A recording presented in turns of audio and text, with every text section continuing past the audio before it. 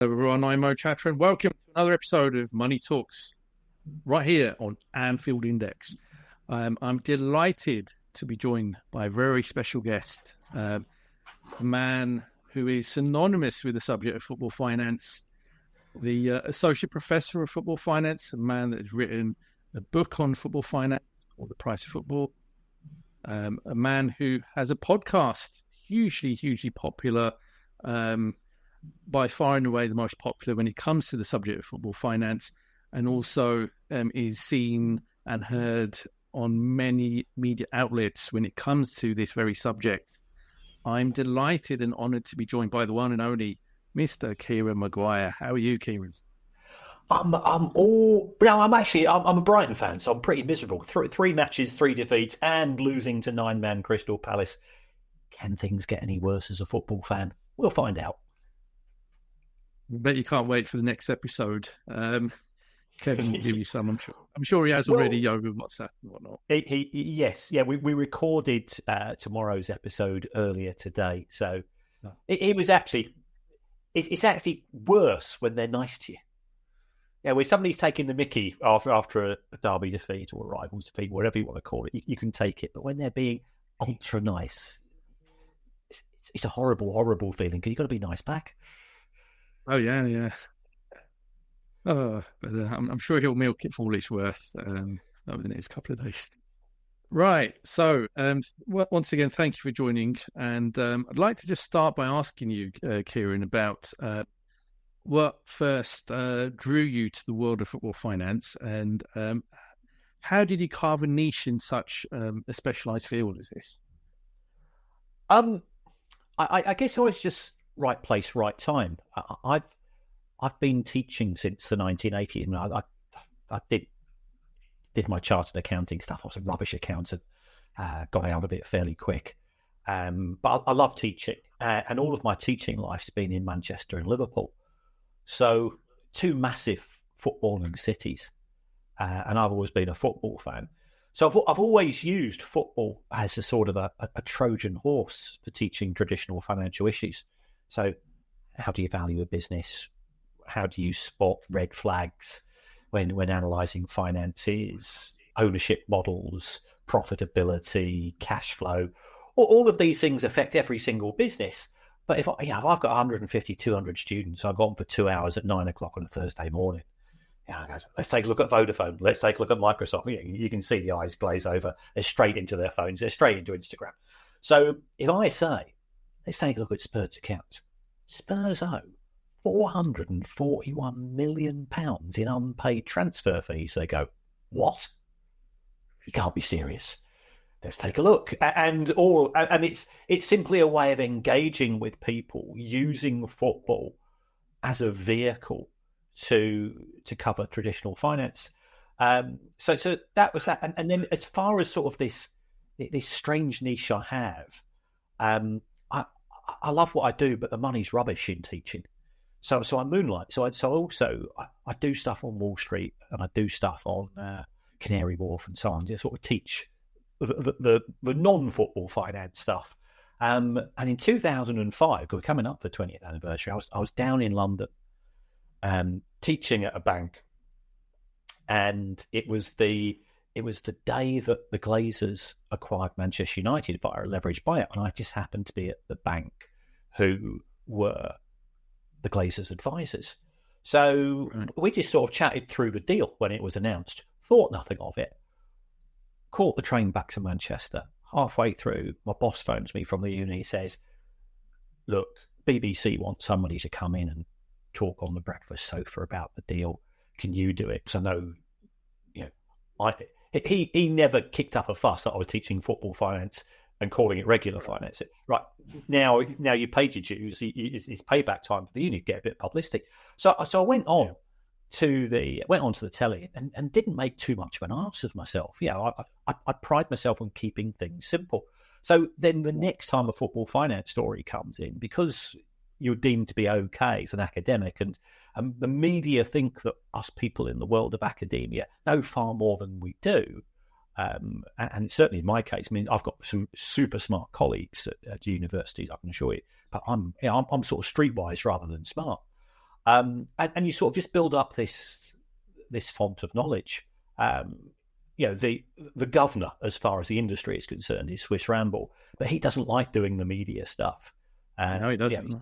So it sort of fell into my lap, and I was teaching on a football MBA course, and they were saying there's no football finance book as such.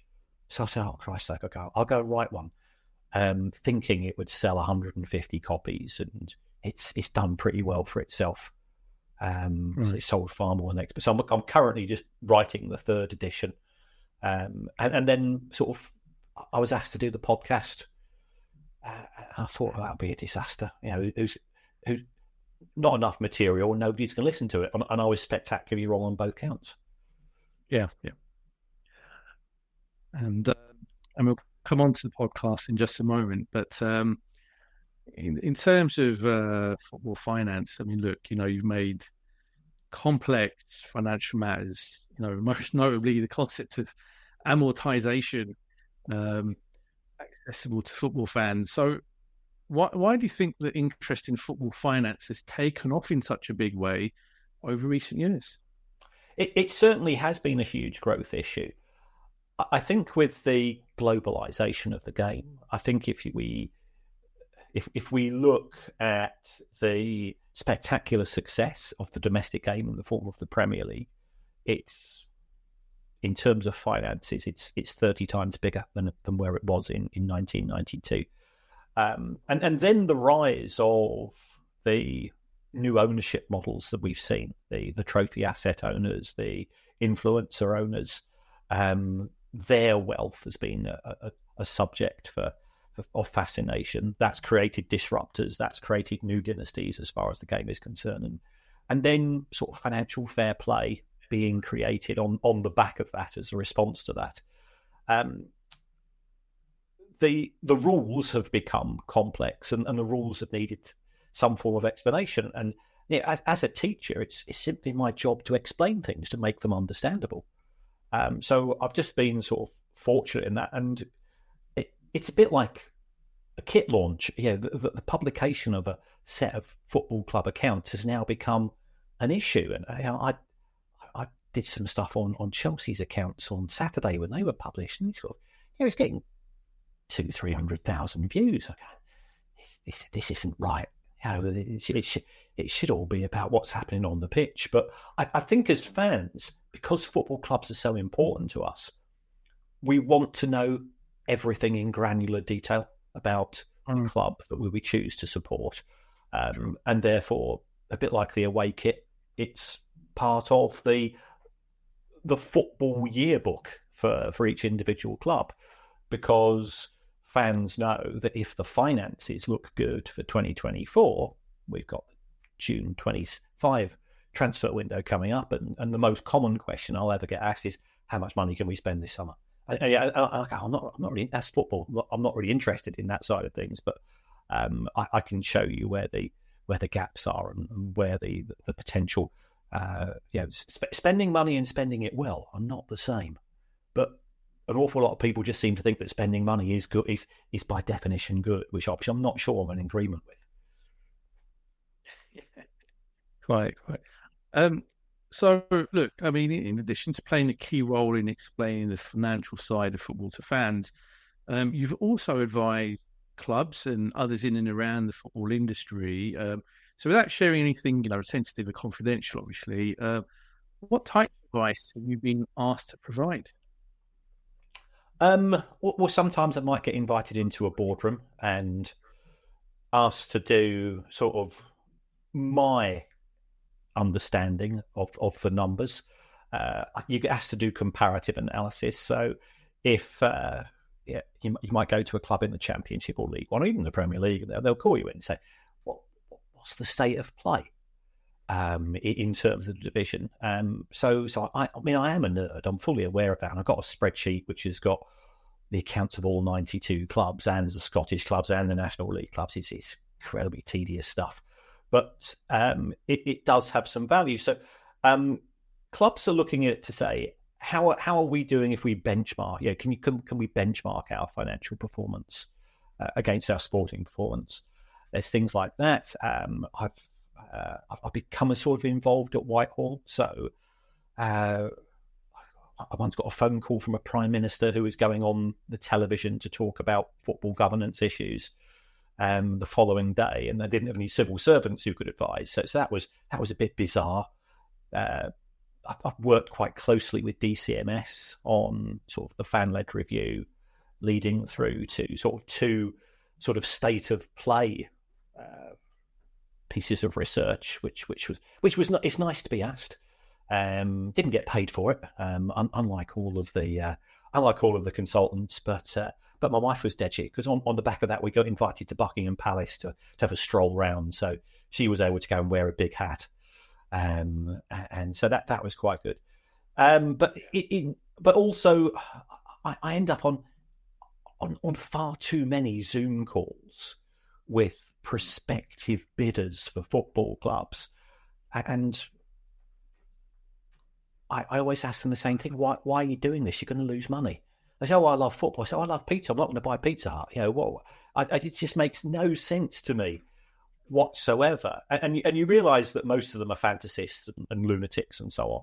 But the reason why they want me is they don't actually want a particular club. They just want a club. So, can identify a few clubs which are presently up for sale. What do I think in terms of their value? What are the red flags? What are the things they need to look out for? And then they'll come out with some nonsense like, oh well, we'll just spend this amount of money and get promoted. Which, going back to what I was saying to you earlier, football is a fascinating industry. But if you don't know very much about it, it will take every penny that you've got. Because there's always somebody. You got, as Mike Tyson used to say. When I was a boxer, I had a friend for every dollar that I had, and it's the same for many owners. I'm not excusing owners if they're that daft to buy a football club, go into an industry where they have no knowledge, then you're going to take advantage of being taken advantage of. So that's sort of the types of things, and then as far as the media are concerned, I probably do somewhere in the region of 800 interviews a year. Wow. And that's excluding sort of my own podcast, because again, it's not because I'm very good. It's because there's nobody else cares about the accounts of Yeovil. Nobody else is going into what's happening at Southend United or Scunthorpe. I've always taken this view that every football club, and this is sort of very romantic, old-fashioned, and of course, completely nonsense. I take the view that every football fan is equal and every football club is equal in terms of their importance to the local community. So I've sort of made a bit of a rod for my own back. I won't turn stuff down, even though perhaps only 12 people will read it or listen to it, because to those 12 people it is important. Yeah. I'll tell you what, I mean, some of the stories around the goings on at clubs like Reading and Morecambe, for me, are even more interesting than some of the stories about some of the much bigger clubs in the Premier League. Some of the craziness that goes on further down the pyramid is quite something. So it's good that you shine a spotlight on it and highlight some of these stories, even if only a certain section of fans take an interest. But it's some really interesting stuff. And on the subject of your podcast, so it has clearly gained a huge following, and you've even taken it out on the road. I attended one of your shows in Leicester a couple of years back. So what do you think kind of resonates most with listeners? Why is it so popular? Well, first of all, I'm working with somebody who's absolutely brilliant, who doesn't get the credit that he deserves. Kevin, A, he's a very funny guy. B, he makes me look really good, which I'm very, very grateful for. But I think he has the ability, and this is a skill of a presenter, which I don't think we give people credit for. He has the ability to ask the questions that if you were sitting next to me in the pub as a fan about your club, that you'd want to ask. So he knows when to follow up. He knows when to move me on for a topic, because I'll just talk for hours otherwise, and so on. So yeah, when the idea was pitched to him, and originally it was pitched to the BBC, and the BBC said no, it's boring old fart from the university, and it's got no interest to us whatsoever. So we decided to go independent. I pitched to Kevin on Twitter. I literally just sent him a message, just like you messaged me the other day, and said, do you fancy hosting a football finance podcast? Because and the reason why I approached him was that when Brighton nearly went bust in the mid-90s, he's a Crystal Palace fan, so he hates Brighton, and rightly so. I'll be disappointed if he didn't. But he hates Brighton, but as he said, you can't have a rivalry without rivals. So he came down and did a benefit comedy gig to help raise money for the Brighton campaign to get rid of our owners, and that's always resonated with me. So I thought I'd see whether. And he's such a nice guy. He was too polite to say, this is a really stupid idea. He probably thought that it would die within 2 or 3 episodes and we just move on. But since then, we've done around about 600 episodes now. We've got a real hardcore audience. I know we're listened to in an awful lot of football clubs. Today we did an interview with a Norwegian club. They listen to us. We get messages, and that's both good and bad, because certainly in the early days I could get away with saying whatever I wanted to, and now I just have to be a little bit more cautious, and that's partly due to the fact that I get to hear stories which cannot be repeated because I don't have expensive lawyers to defend me. But the stuff you do get to hear about is fascinating. So it sort of goes back to the success of the show. I think it goes back to sort of the Reithian principles of inform, educate, and entertain. And it's my job as a teacher to educate. I think it is informative. We cover a wide range of topics, and Kevin's a funny guy who sort of just doesn't make that less of a lecture and more of a chat between a couple of old blokes in a pub. And it works beautifully, engaging and interesting listening every time out. So, all credit to you guys for the success that it has achieved. So pivoting to a completely different subject then, and it's something that has created a lot of discussion for a number of years now, is Manchester City's legal case with the Premier League. Now, we know that there was a hearing that was held several months ago now, and we are expecting to hear about the outcome of that case fairly soon. Should City emerge coming out the better of the two parties, where do you think that will leave the Premier League and its effort to exert financial controls on its member clubs? And what, if any, reaction would you expect from City's rivals? Well, I think that's a really good question, because I normally get asked, what's the punishment if City are guilty? So I think looking at it from the other perspective, the Premier League have taken a bit of a pasting recently. Leicester City managed to prove that even though they played 38 games in the Premier League in the year ended the 30th of June 2023, they were not part of the Premier League, and therefore they could not be subject to a points deduction. And also they weren't part of the EFL, so couldn't be subject to. So those rules look really bad. When Manchester City decided to go after the Premier League with these things called associated party transactions, Manchester City pretty much wiped the floor with the Premier League. The Premier League's trying to claim it as a victory. It's just not. Let's be. So if City win or effectively successfully defend themselves in the football industry, because I think they'll be I think they will struggle to defend themselves on the charges of non-cooperation with the Premier League, just as they failed to satisfy those charges, as failed to defend those charges against UEFA. But for that, that's an administrative, that's a procedural issue. So therefore, some form of administrative punishment, such as a fine that they had with UEFA, is likely to be the outcome. If City successfully defend their position,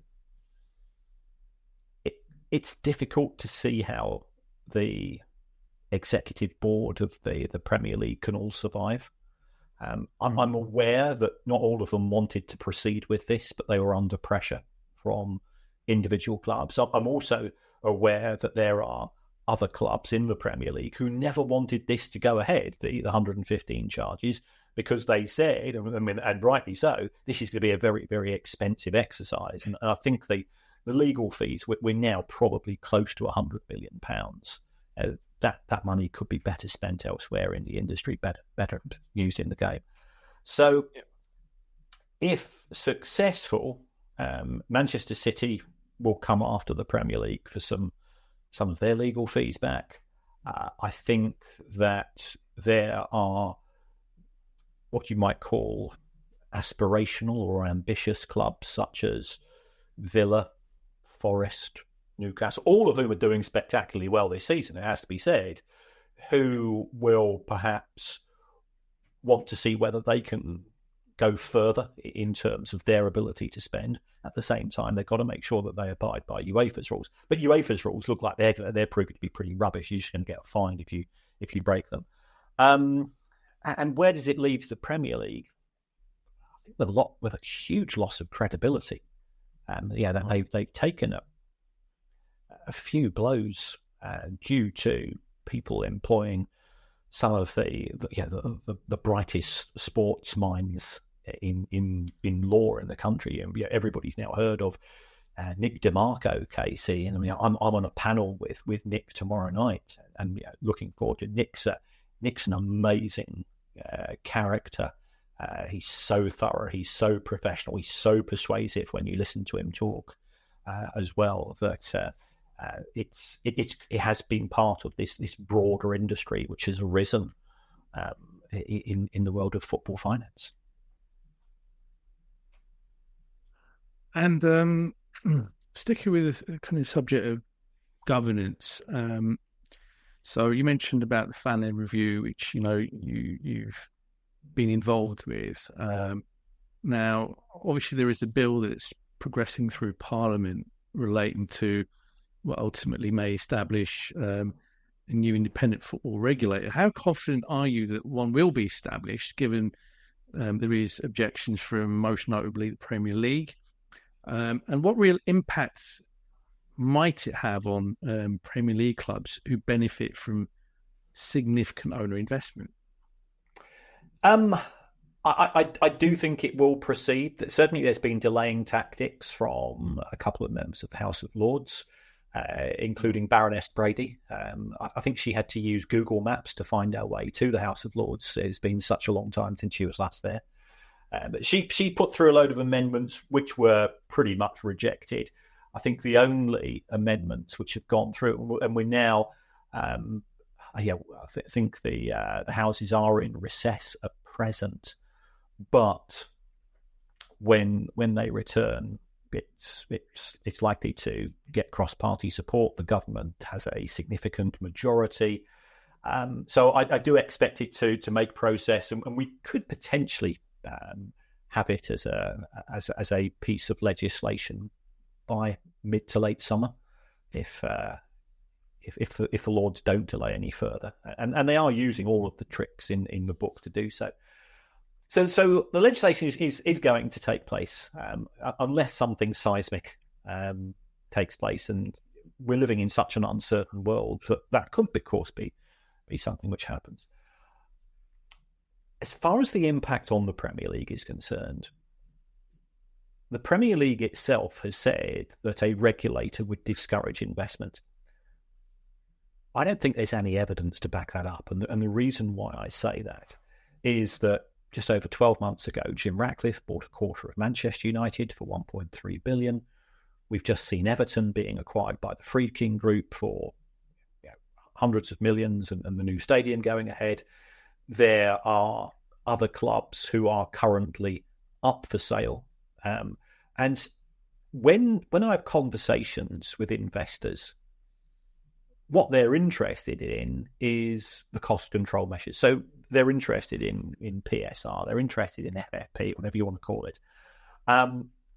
Nobody's ever raised the issue of the regulator because they don't actually see it as having any impact on them. As one of them said to me, you've got regulation in the City of London as far as finances are concerned. Well, City of London's, Canary Wharf is one of the most successful industries as far as this country is concerned, and that's regulated. So I don't see it discouraging investment. At the same time, I don't think it's going to increase the number of people wanting to buy into the game. Is it going to prevent the wrong people coming into the game? I think that's where it can make a difference, but probably more of a difference at lower league level than the Premier League itself, because you now have to be a billionaire to be, if we're honest, to be a Premier League club owner. In terms of the other issue of the regulator, and this is why the Premier League are really opposed to it, it's they could force through a deal on financial redistribution. And my personal view of the regulator is I don't want one. I don't think one should be necessary. I think we should have a football association which is governing the whole of the English game. But the FA has washed its hand of its responsibilities and has really ducked out there. The Premier League and the EFL have proven that they don't like each other and they don't trust each other. Otherwise, we would have had a deal. We've had the opportunity to have a new deal for 3 years, and we had the Premier League on our podcast. So if you come to a deal with the EFL, and that's going to be a 10-year deal, and going forwards, and you give them a bit more, not the 25% nonsense which the EFL were claiming, but just give them a wee bit more, then I know that there are club owners in the EFL who are desperate for just a wee bit more cash, and it's a lost opportunity. And the Premier League shot itself in the foot, because if it proves that it could negotiate a deal with the EFL, then perhaps self-regulation is appropriate as far as the game is concerned. And therefore, there's a case for saying we don't need a regulator, or the role of the regulator is substantially diluted, and it just sort of focuses on those things, which I think are fairly universal amongst fan bases. We don't want Manchester United or Liverpool relocating to Riyadh or Dublin or Boston or Reykjavik, wherever it's going to be. We want Liverpool to be playing in red. We want Manchester City to be playing in sky blue. And we want matches to be taking place at Anfield and Old Trafford and the Emirates and all of these places, which means so much to the people of the city, because it's part of their identity and history and heritage. And I think so many of the things which make football special, as opposed to some of the proposals that we've seen in terms of Super League and what was it? I can't remember which of the. It wasn't John Henry. It was the other owner at Liverpool saying, "Oh yeah, I think we should have some matches taking place in New York." Somewhere in there. Yeah. So I think as some form of legislation to protect against those people, because they're not football fans. And FSG have, in my view, have done a fantastic job at Liverpool. If you look at the state of the club under Gillette and Hicks, it has made so much progress. But I don't trust them in terms of what they consider to be the governance of the industry. Mm-hmm. So sticking with FSG, they are about 15 years into their tenure now as custodians of Liverpool Football Club, and as you know full well, they're strongly of the belief that clubs should be pretty much self-sustaining. So unlike the vast majority of football club owners in England, they do not invest into the club. I believe they haven't invested any of their own resources into Liverpool for a good decade or so. There was some owner investment, quote unquote, recently, but that was through a small stake in the club that they sold to a group called Dynasty Equity some 18 or so months ago. So they do take a very different view and approach. So what are your thoughts about owner investment and its place within the English game? I think that's a really intriguing question. I think you have to decide what you want as an owner. do you want a financial return? Do you want an emotional return? Do you want a power-based return? And that will dictate the behaviour of the owner. So we take a look at Abramovich, and there's half a dozen stories I could tell you about Roman Abramovich off air, which will make you turn your hair white. It will really scare you. But he was a disruptor. He came to the English game. He showed that the existing duopoly, and that's what it was. Manchester United used to win the Premier League 2 years out of 3, and Arsenal would win it the other year. And I've got to be honest, it was a bit boring. So therefore, he created a new dynasty through his wealth with Chelsea. Mansour comes along at the Etihad, effectively replicates that model. And we now have a more competitive league than any other. At the same time, you've got FSG, who are taking a forensic, fiscal, by-the-book approach to running Liverpool FC. They are super smart. I've had the privilege of having conversations with Michael Edwards and Ian Graham and people like that, and you realise that the Liverpool model is to be smart spenders rather than be big spenders. And that works unless it doesn't work. Fans will buy into that if you're winning trophies, and if you're not winning trophies, then I think that the view of many fans is that clubs should run at a loss. Clubs should spend as much money as they can, much of the owner's money as they can, in terms of the transfer market. But does that work? If you take a look at your rivals in Manchester who have spent a fortune, do you want to go and sign another Anthony? Do you want to sign another Donny van de Beek? You look at the Sancho, and there's an awful lot of big money ticket items, and the sort of the modus operandi is club announces a big ticket signing, social media goes mad for 48 hours, you get puff pieces in the major sports newspapers. Oh, this year I've seen this guy's YouTube video. This is the person that's going to make the difference at Arsenal or Manchester United, or whoever it's going to be.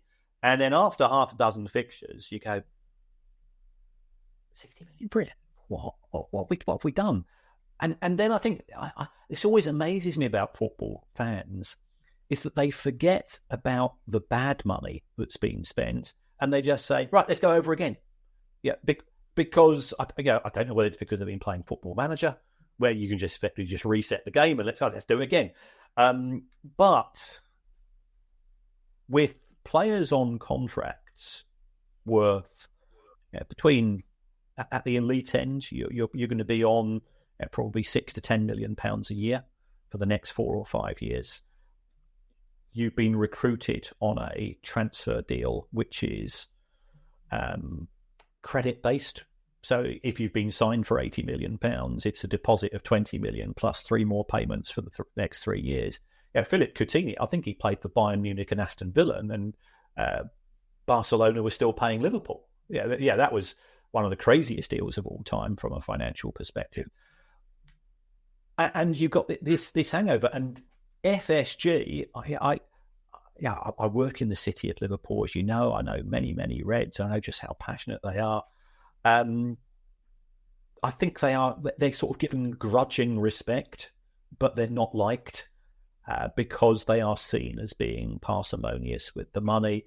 The only money that they have really put into the club has been for infrastructure spend, and they do take the view that the club should effectively wipe its own feet as far as its day-to-day costs are concerned, and the transfer market is a market where you both buy and sell, and they've been pretty successful in some of their purchases, and they've done okay in terms of their sales. Chelsea, as I, as a Brighton fan, I loathe Chelsea, of course, but Chelsea have been spectacularly successful with their ability to sell players. Liverpool have done okay. They're sort of, them and Manchester City are not too far apart in sort of second and third when it comes to player sales. Yeah. I mean, given the stance FSG take, I am a bit surprised that the club haven't, or certainly under FSG's direction, been a bit more aggressive in pursuing that kind of Chelsea strategy of, not necessarily stockpiling young players, but certainly doing a bit more to bring players through with the intention of selling them on for a sizable profit. But with rumours of multi-club model, that sort of strategy may develop in the next several years. But if we get away to another subject, which is around revenue. So, clubs are always keen to drive up revenue, needless to say. And do you feel that we are approaching the point at which revenue streams will be optimized? I mean, we've broadly got 3 or 4, key branches when it comes to revenue: matchday, commercial, and broadcast. And, a fourth one you can include is, proceeds from sale of players.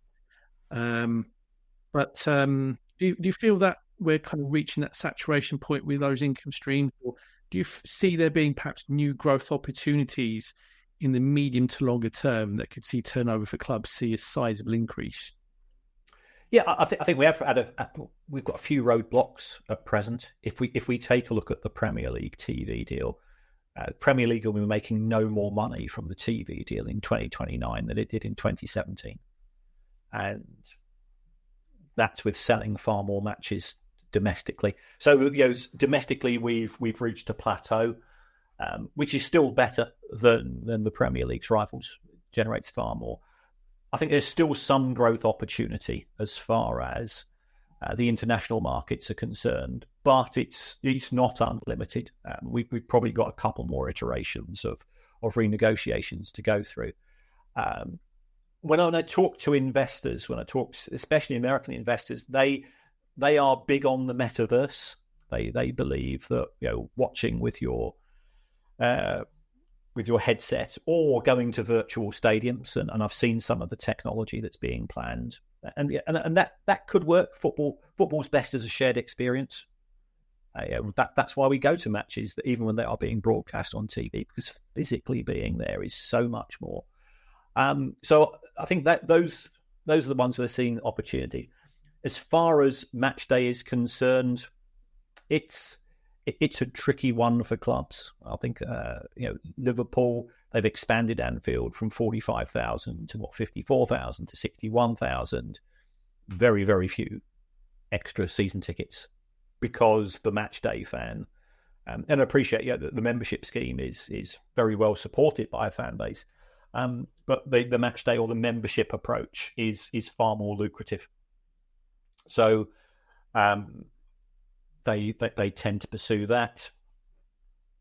Liverpool will sell out at the current prices, so therefore the attitude of the owners is, can we squeeze another couple of pounds per ticket out? You've seen sort of the reaction to that. I think the fans are trying to become more militant, but compared to the German fan base, I don't think we're particularly well organised. It's great to see some solidarity between clubs, realising that we've got far more. Even as a Liverpool fan, you've got far more in common with a Manchester United fan than you have with your owners. So therefore, there's a very good case for acting together as fans, as opposed to the tribal issues that we have as fans of an individual club. So commercial, the world economy is not doing too well at present. So if I was a brand looking to get my logo plastered across a football shirt, I wouldn't be thinking of increasing over the current level that we're paying, because it doesn't look too good when I'm making loads of my staff redundant. So I think broadcast, not much growth, ticket prices, sensitive issue, commercial, not great in times of world of economic crisis. So I think there's limited growth unless the metaverse turns out to be this crazy product which we're all going to buy into in a few years' time. But on the basis of what I have conversations with my mates, they've all got these Fire Sticks, and I'm when I go to some of my WhatsApp groups, I'm the only person that doesn't have one of these devices. And I'll be honest, Mo, the only reason why I don't is because I've probably got too high a profile if I got caught. Very sensible, Kieran, very sensible. Last question, just briefly. So, as you mentioned at the start, big Brighton Hove Albion fan, season ticket holder as well. So, clear, successful club in terms of its operating model, has had a tremendous track record of, finding these hidden gems, purchasing for a relatively paltry sum, polishing them up and then selling them for immense profits. And it is the envy of clubs around England and Europe. What is the secret behind the success? And do you feel Brighton could ever transition from being a stepping stone club with respect to a destination where exciting young talents would want to see out their prime years? Well, if I answer that second question first, no. I think the club model markets itself to players. I was listening to an interview with Brighton's Dutch defender Van Hekke. They recruited him for €1 million from the Dutch second division. And he said, look, there are other clubs interested in me at the time, but what Brighton did, they came to me with a plan like nobody else. Said, right, first year, we're going to put you out on loan back in Europe. Second year, we're going to put you into the English Championship. Third year, the aim is to bring you into the Brighton squad and give you the opportunity to fight for a place. And he did that, and now he's lining up alongside Virgil van Dijk for the Dutch national team, and that was it. And players know that Brighton will always let a player go. They will never stand in a player's way. I think Brighton have got an advantage in the sense that there isn't pressure when a player comes to the club, whereas if you are playing for one of the Galactico clubs in the Premier League, you've got to hit it off straight away. Otherwise, the nitwits on social media and the pundits will be saying £70 million for him, rubbish, or much harsher things. Whereas you can sort of sneak in under the radar at Brighton, and the fan base has become a little bit more expectant of success, and by success I mean potentially qualifying for Europe, certainly making progress in the cups and so on. But deep down, we know where we are. We've got the 14th, 15th biggest budget. So to finish top half is actually a hell of an achievement. But people get bored of that. I remember Stoke fans and Charlton fans when they were both in the Premier League and they would finish 8th or 9th. And then it was a case of, we want to go to the next level. And they tried to go to the next level, and then of course it doesn't work. It can't be achieved, certainly not on a long-term basis. And now, of course, they're languishing in the Championship and League One, which is a shame for them. But it is a bit boring being, unless you are going for European places, because whilst nobody loves relegation fights are great fun. Scrapping for absolutely appalling matches, and you get a 1-0. You feel like a king coming away for it, especially if your rivals have only got a point, or even getting a point unexpectedly. That is treat. So it's a strange position, because this is sort of Brighton's 4th season as a middle class club, and there are rumblings against the manager, who's done a good job. He inherited a team that did okay last season. Club has spent a lot of money, mainly on injured players. But going back to what you were saying earlier, I don't think that Brighton ever expect to pick on somebody, say Carlos Baleba, who they signed from France for £19 million at the age of 19, or £25 million at the age of 19. If he stays this summer, fine. But he'll go either in January 26 or summer of 26. Yes, but yeah, certainly a great model that's working well and delivering some great football as well to boot. Kieran, it's been an absolute honour and a delight to have you on here on Money Talks. So in closing, just to wrap up, you mentioned the third edition of The Price of Football will be published. Can you reveal at which point in the year, or is there no firm dates around that yet? Well, the target date was August 2024, but due to the fact that I'm doing these 800 interviews and I get called into meetings and stuff, I want to get it right. So I'm aiming to get it for by the end of August 25, which I know isn't very good, is it? Because I love writing, whilst it was a painful experience writing the first two editions, I did actually, there is a sense of pride of sneaking into Waterstones and with a Sharpie and signing your own book and things like that. Yeah, no, so looking forward to that being released later this year. And on top of that, if you're not already following Kieran on X, formerly known as Twitter, he is very prominent on there and always covering all the major football finance related stories and the minor ones as well, I have to say. And the minor ones as well. Don't forget the stories on the Morecambes and the Readings, just as interesting. And the Price of Football podcast with Kevin Day, always an excellent listen. Do check that out if you don't already listen to it.